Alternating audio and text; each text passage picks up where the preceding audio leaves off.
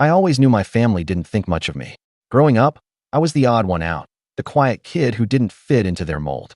While my cousins boasted about their weekend parties and expensive clothes, I was the nerd who spent his time learning, working, and planning a way out. I wasn't interested in impressing anyone, least of all my arrogant, self-absorbed relatives. But as fate would have it, I ended up making it. I worked my ass off, built something for myself, and made more money than any of them ever had. Not that they cared. Or rather, not that they admitted they cared. They just pretended my success didn't exist until they saw a way to benefit from it. Which brings us to tonight. I hadn't planned on seeing them. In fact, I'd spent years avoiding these family gatherings because they were always the same. Condescending remarks, fake smiles, and constant reminders that, no matter what I achieved, I'd always be just Mark to them, the black sheep. But my mother, bless her heart, had practically begged me to come. Just one dinner, Mark. For me. It's been years. I caved. I regretted it the second I walked into that overpriced steakhouse. The entire extended family was already seated at a long, candlelit table, laughing and talking like something out of a movie. My cousin Jason, my biggest tormentor growing up, was in the center, grinning like he owned the place. The moment his eyes landed on me, that grin widened. Oh wow, look who decided to show up. Jason leaned back in his chair, his voice loud enough to turn a few heads. Didn't think you had time for us, big shot. I forced a polite smile and pulled out a chair near the end of the table. Jason frowned. Sorry, Mark, but that seat's taken. I glanced around. The only empty seats were next to Jason or his equally smug sister, Rachel. I reached for a different chair, but Rachel rolled her eyes. That one too. I blinked. You're kidding. Jason chuckled and leaned forward, resting his elbows on the table. Mark, this table is for family. You can find a spot outside. Laughter. Not from everyone, but from enough people to make my jaw tighten. My mother looked uncomfortable, but she didn't say anything. She never did. My aunt smirked. My uncle shook his head like I was some embarrassing joke. And Jason? Jason looked pleased with himself. I could have left. I should have left. But instead, I smiled. Outside, huh? I said, nah, I'll stay.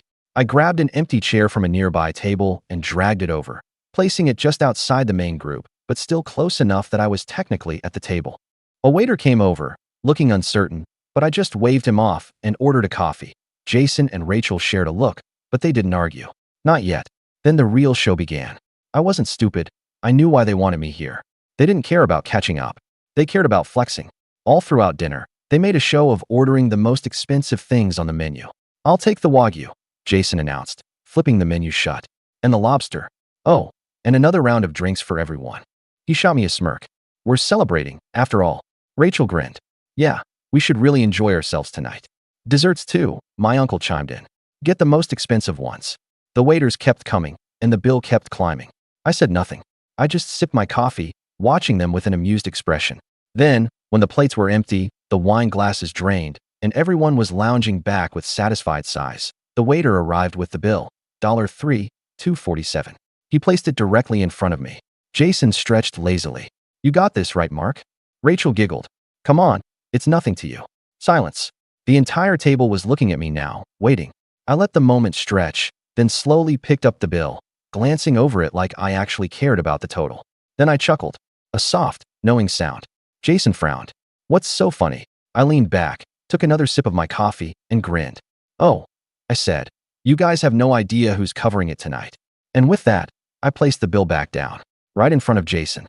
Jason stared at the bill, blinking a few times as if trying to make sense of what just happened. I leaned back, looking completely at ease, watching the confusion spread across the table like wildfire. Wait, you're serious?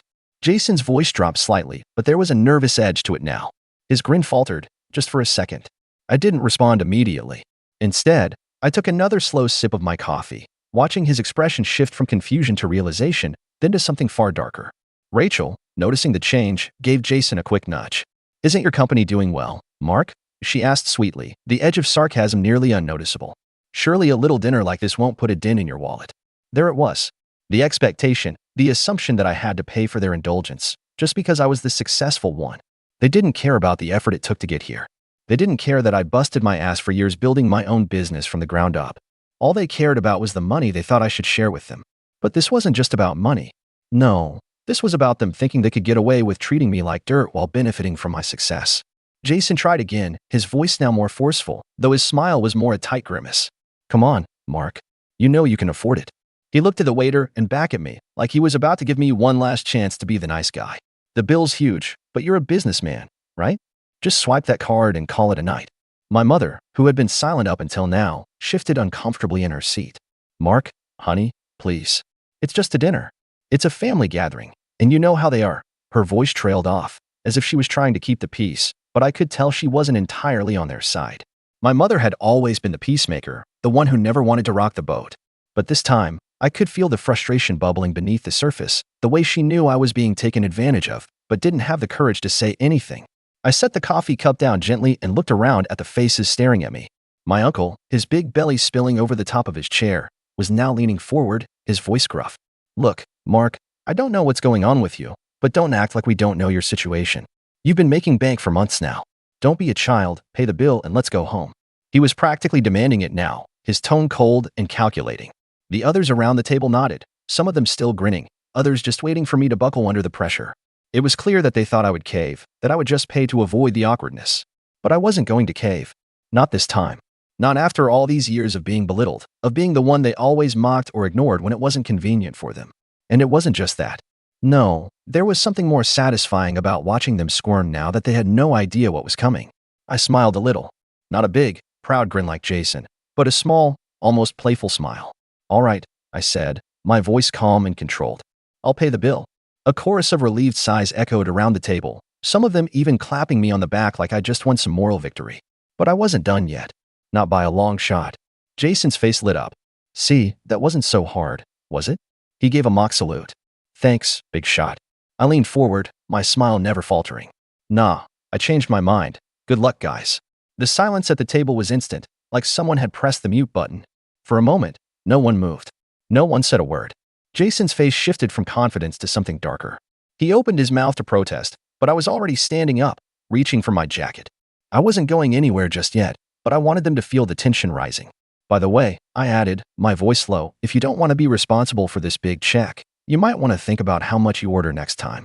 Jason's eyes were wide now, no longer the confident cousin who always took advantage of me. His jaw clenched, and he glanced around the table, clearly unsure what to do. He'd expected me to be the punching bag again. Instead, I was setting the rules for once. I turned to leave the table, walking slowly, knowing full well they would follow the script I had set up. The waiter was still standing there, waiting for someone to take charge. And then I heard it. Hey, Jason snapped. You can't just, but I didn't let him finish. I'll be over there, I called back, gesturing to the lounge area a few feet away, out of sight from the main dining room. Just let me know when you figured it out. I walked away. I could feel the tension in the air as I made my way to the lounge. They didn't know how to handle it. They thought they could push me, guilt-trip me, and I just fold like I always had. But this time, I wasn't going to play their game. The arrogance, the entitlement, they were about to learn a lesson they wouldn't forget anytime soon. As I sank into the plush chair, I glanced back toward the dining area. Jason was standing there now, nervously adjusting his collar, talking in hushed tones with Rachel and my mother. Their voices were barely audible from where I sat, but I could make out a few words. Mark's not going to. He'll pay, right? Don't make him mad. We need him for the bill. Do we have enough? The desperation was obvious. They were trying to figure out who could cover what, calculating how much they could possibly scrape together without actually reaching into their own pockets. They were about to learn that this time, I wasn't going to be their backup. Minutes passed. I checked my phone, acting like I didn't have a care in the world. But every few seconds, I'd glance over, just to catch a glimpse of their panic. The waiter was lingering nearby, probably giving them the side eye, waiting for them to make a decision. The longer this went on, the more obvious it became that they were in over their heads. It wasn't long before Jason made his way over to me, looking as if he'd just walked into a room filled with hot coals. His face was a mixture of frustration and something close to guilt. I stayed seated, taking my time before looking up at him. What's up? I asked, keeping my voice casual. He exhaled sharply, trying to hold it together. Mark, this isn't funny. The bill is way higher than we thought. Can you just help us out this time? I mean, we're family, right? I couldn't help but let out a small chuckle. Oh, I'm not laughing, Jason. I'm serious. You guys wanted this meal. You ordered whatever you wanted without asking if I was cool with it. And now you're asking me to foot the bill? For the wine? For everything? He paused, swallowing hard. Look, man, we didn't realize it was going to be like this. I mean, it's just dinner, right? Can't you just, help out? I leaned back in the chair, letting his words hang in the air for a moment. This was the same tired act they always pulled. No self-awareness, no accountability. They didn't care about me. They just cared about my money. Jason, I'm done playing this game, I said finally. You're all grown-ups, right? You can afford to pay for your own meals. I'm not your bank anymore. I don't care if you're my family. That doesn't mean I owe you anything. His expression shifted from desperation to something more defensive, his eyes narrowing. You're going to let us pay for all of this? After everything we've done for you? After all the times we've been there for you? I shot him a flat look. What? You mean all the times you've asked me to pay for everything while you sat back and acted like I owed you something? That doesn't count as being there for me, Jason. Behind him, Rachel and my mother were watching closely, and I could tell they were growing more and more anxious by the second. They knew this wasn't going how they'd planned. I could see the wheels turning in Rachel's head, probably trying to figure out some way to manipulate the situation. My mom, on the other hand, looked more panicked than I'd ever seen her. Well, we can't just leave, can we? Rachel's voice was high-pitched now, cracking with stress. I mean, we're not going to just walk away from a $3,000 bill. That would be insane. I raised an eyebrow. No one's walking away, Rachel. You guys are staying and paying. I'm done with this charade. I don't care if you're my family. You've been taking advantage of me for years, and I'm done. Jason's face was turning red now, frustration bubbling up to the surface. You can't be serious. You're just going to let us suffer here? We're stuck with the bill, Mark, and I'm stuck with the bill? You think I'm the one who made those choices? I interrupted. You all decided what you were ordering. You made the choices, now live with the consequences. Rachel opened her mouth to argue, but my mother cut her off, her voice trembling. Mark, please. This isn't the time for this. We're family, remember? Just help us out. You can afford it. Her words hung in the air like a weight. They knew I could afford it. That's the thing. They knew how much I was making, how successful I'd become. But they never saw that success as something I'd earned. No, they just saw it as an opportunity to mooch off me. I stood up slowly, straightening my jacket. No, I can't afford it, Mom. You can. Jason can. Rachel can. But I'm not covering your mess this time. I turned toward the waiter, who had been hovering nearby, clearly aware of what was going on. I caught his eye and gave him a quick nod, signaling that I was done. And just like that, I walked toward the exit, not looking back. I heard the murmurs as I stepped out of the lounge and into the cool evening air. I didn't look back. The sound of footsteps following me made my pace slow, but I wasn't about to turn around. They dug their own hole. Now, it was time to see how deep they'd have to dig to get out of it. It wasn't long before I reached the parking lot, my hands stuffed in my pockets as I stood there, staring at my car. I could hear the clatter of heels approaching and then Rachel's voice calling my name. Mark, wait. I didn't respond. My heart rate was steady. I was calm, but I could hear her desperation, how she was trying to pull me back into their drama. I didn't want to play this game anymore. Mark, she called again, her voice shaking. You can't just leave. Please, this is serious. I turned around, cutting her off mid-sentence. You think I don't know what's serious, Rachel? You think I don't know exactly what you're doing? She stopped in her tracks, and for a moment, there was silence. The wind rustled through the trees, and I could feel the tension between us. She was struggling to find words, but I wasn't going to let her. Not this time. You've been using me for years, I said, my voice quiet but firm. Every time something comes up, it's, Mark, you'll cover this, right? It's never, hey, Mark, how are you? It's always been about what I can do for you. Well, I'm done. Her eyes flickered, and I could see the guilt flash across her face before she quickly masked it with an angry expression. You can't just leave us hanging like this. She snapped, her voice growing louder. We need you. You can't just walk away from family when we're in a tough spot. I felt my jaw tighten, but I forced myself to stay calm. I'm not walking away from family, Rachel. I'm walking away from your entitlement. This isn't family. This is manipulation. And I'm done letting you use me. For a moment, she just stood there, her face flushed, trying to figure out what to say next. But before she could respond, I saw Jason and my mom emerge from the restaurant, looking frantic. Jason's shirt was half untucked, and he looked like he'd been running. My mom's expression was a mixture of guilt and panic, her eyes wide as she spotted me standing there, just out of reach. Mark, please, we don't know what we're going to do, my mom said, her voice cracking. We can't afford this. You're the only one who can help us. Her words hit me, but not in the way she expected. I felt a strange, almost detached satisfaction as I watched their desperation unfold. They had pushed me for so long, and now they were realizing that there was a cost to everything. You think I'm just going to bail you out again, huh? I asked, my voice more quiet now. You think this is just about money? Well, it's not. This is about respect. This is about recognizing that I've worked my ass off to get where I am. And you can't just keep using me when things don't go your way. Jason took a step forward, hands held out, pleading. Mark, come on, don't do this. We're family. You've got to understand, this isn't just about the money. It's about, no, Jason, I cut him off. my tone hard now. It's always been about the money for you. The second you thought I'd pay, you stopped considering me as a person. You saw me as an ATM. I could see Jason's face redden as he struggled for words, his mouth opening and closing like a fish out of water. It was as if he couldn't believe this was happening, like he couldn't comprehend that I wasn't just going to fold under pressure. I glanced at my mom, who was looking more frantic now. Her eyes darted between me and the restaurant, probably wondering if I was going to come back in and solve the problem for them. But I wasn't. Not this time. You've made your bed, now you lie in it, I said, turning away. I'm done here. Before they could say anything else, I opened the door to my car and slid in. I started the engine, the low hum of the car filling the silence between us. I could see their figures in my rearview mirror, still standing there, frozen in disbelief. But I wasn't about to feel bad for them. They had their chance. They always had their chance. As I drove off, I felt this strange sense of liberation. For once, I wasn't being the sucker. I wasn't the one who was going to get used. And as the restaurant faded into the distance, I knew I had made the right choice. They had pushed too far. Now it was time for them to face the consequences of their actions. I hadn't gotten far when my phone buzzed, and I knew instantly it was them. I didn't bother answering. Let them call, let them text. I wasn't picking up anymore. But of course, they didn't give up. They didn't just let it go. By the time I reached home, there were 6 missed calls from my mom, from Jason, and a text from Rachel that read, "Mark, we're really sorry. Please come back. We'll pay you back. Please don't leave us like this."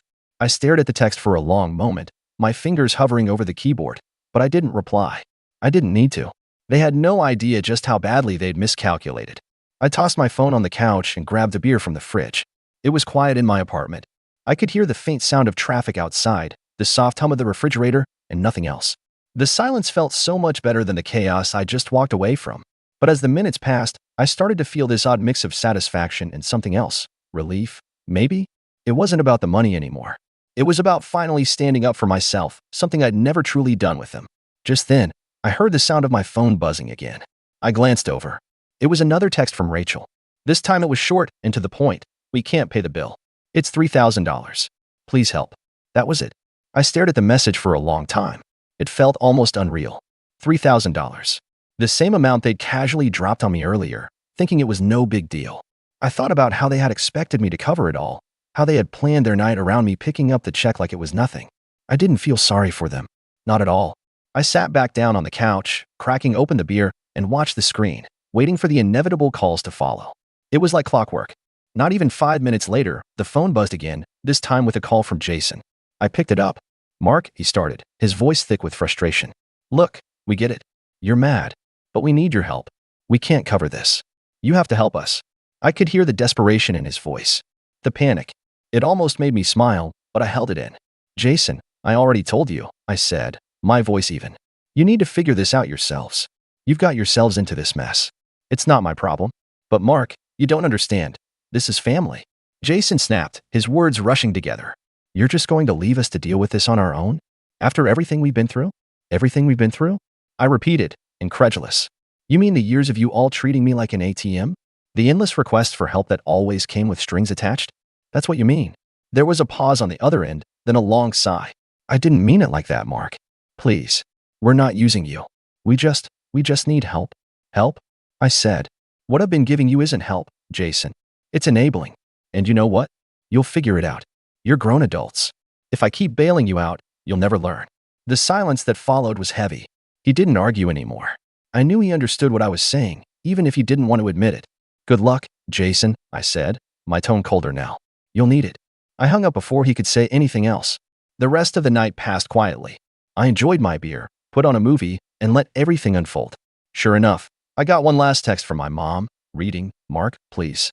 If you're still upset, we'll make it up to you. Just please come back and pay the bill." But I didn't reply. They were on their own now. The next day, I learned they hadn't been able to pay the bill and had to make some embarrassing calls to their own friends for help. I heard they even had to take out a loan to cover part of it. The worst part? The manager of the restaurant had called them out for trying to play the family card and using people to cover their irresponsible spending.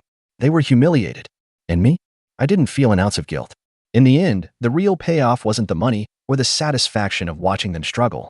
It was the fact that for once, I had taken control. I had finally drawn the line. And that was worth way more than any meal I could have paid for. I wasn't going to be their fool anymore. I had learned the hard way that sometimes the best way to love family was to let them stand on their own 2 feet, even if it meant they'd fall flat. I'd done my part. Now, it was their turn to figure it out.